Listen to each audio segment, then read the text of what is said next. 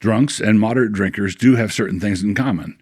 I mean, they do both drink alcohol. In the same way, I have little doubt that all the research Campbell did into Christian nationalism did have the effect of triggering some flashbacks.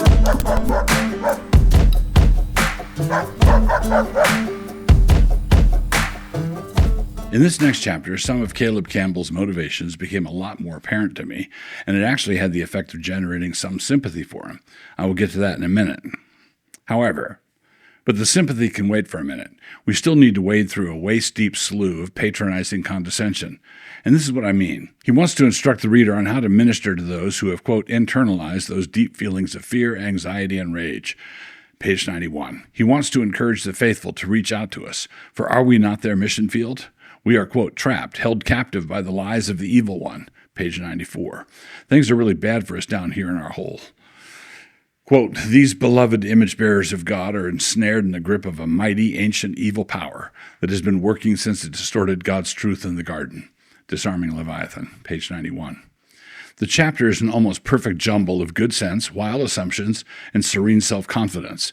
Many of the things he says would be quite appropriate and wise if you actually were talking to someone in a cult. That's the good sense. The wild assumptions would be the kind of thing that makes him assume that people who believe the Fed ought to be audited are somehow in the grip of the devil. And the self-confidence, well, that is a sight to behold. Here's an example. He talks about what might happen if a true blue Christian nationalist began to worry. Quote, what if my attitude toward immigrants is not what Jesus wants from me? Page 107. Quote, she worries that if she brings up her concerns with her fellow American Christian nationalists, she will be viewed as a threat. Maybe they'll say she is flip-flopped or gone woke, and she'll be kicked out of the group. Disarming Leviathan, page 107. Yeah, that could happen. But of course, plausibility structures being what they are, the same identical thing could happen if a card-carrying member of Evangelicals for Immigrants Galore started to have second thoughts about that after yet another subway stabbing. Maybe they'll say she is red-pilled or gone fascist, and she'll be kicked out of the group. The self-confidence is seen in the fact that he has no category for imagining someone getting run out of a liberal group for heterodoxy. Such a thing could not happen. Someone might indeed start to question his erroneous right-wing beliefs, since they are erroneous after all. But no one need ever question their welcoming attitude toward immigration, because these are attitudes that are fashioned out of whole grain and sunbeams. Cultural adiaphora versus having a point. Campbell is actually quite good about some aspects of this, but even where he's good, it still comes off as patronizing because of the other stuff. For example, he describes the patina of an Americana diner, and he is quite generous when it comes to our quaint customs. Quote, examine the cultural values, traditions, taboos, and dreams represented in this room. There is beauty and good here if we have eyes to see it. Disarming Leviathan, page 114. And he understands his own impulses when it comes to disparaging the cultural mores of these heartland people. You know, the kind of people who eat at restaurants where the waitress calls you honey. Quote, I found myself wanting them to stop being them and start being like me. I'd become a colonizer, working to force my cultural preferences onto them. I not only wanted them to follow Jesus, but also to stop eating at Cracker Barrel. Disarming Leviathan, page 118. Stop eating at Cracker Barrel. Well, as recent events have made plain, your terms are acceptable. But what he is doing here is insisting on the universality of liberal dogma. Different cultural expressions are fine with him, and so we are cleared to have large belt buckles, or to eat chicken fried steak, or to care about the best way to work on old cars. But what he has absolutely no room for is the idea that on some policy or other, the Christian nationalists might have a point. The liberal missionary to these benighted rednecks has to be considered absolutely correct on all matters of policy, for it is the policies of the Christian nationalists that landed them under the talons of Leviathan. Because if we know anything at all about Leviathan, we know how much he desires to keep dudes out of the locker rooms of junior high girls. But then there came this surprise. In the course of this chapter, Campbell opened up a bit about his own personal history. Quote, so in my teens, I gave up on church and became a neo-Nazi skinhead. Disarming Leviathan, page 97.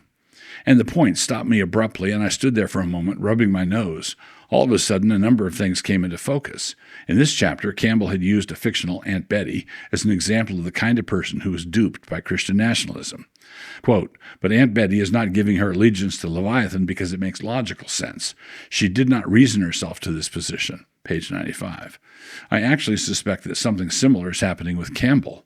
So Campbell was an angry skinhead, a white supremacist, and lived in that toxic mix for a few years. Quote, after a few years, I left that group behind, mainly because I didn't see any wealthy, healthy, successful, retired skinheads.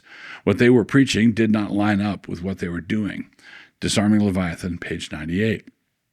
He then goes into how a wise member of a worship band befriended him and was used by God to help him sort through his anger issues.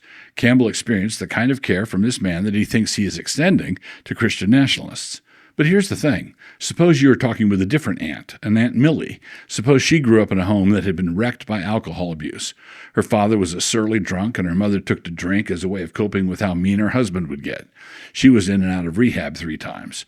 Your Aunt Millie was converted when she was 16, led to the Lord by a fundamentalist sect that hated alcohol, and she had all kinds of personal reasons to take that doctrine of theirs into the depths of her own soul. You are her favorite nephew, and one day she discovers that you joined a Reformed church that serves wine in communion and which has, as a pastor, a man who drinks beer, not to mention bourbon occasionally. You can talk about what oinos means in your Greek lexicon, and you certainly may continue to do so if it amuses you. But if you think that you're going to assuage the agitated feelings of your Aunt Millie by such means, I'm afraid that it is possible that you have had too much to drink. And your Aunt Millie thinks the same. Drunks and moderate drinkers do have certain things in common. I mean, they do both drink alcohol. In the same way, I have little doubt that all the research Campbell did into Christian nationalism did have the effect of triggering some flashbacks. These flashbacks were not attempting to be judicious and fair, as flashbacks don't like to be edifying. It is like a former Skid Row bum being forced to do some investigative research at the Napa Valley Wine Tasting Festival. Mark Twain once said that a cat that sits on a hot stove lid will never sit on a hot stove lid again, but neither will he sit on a cold one. Let the reader understand.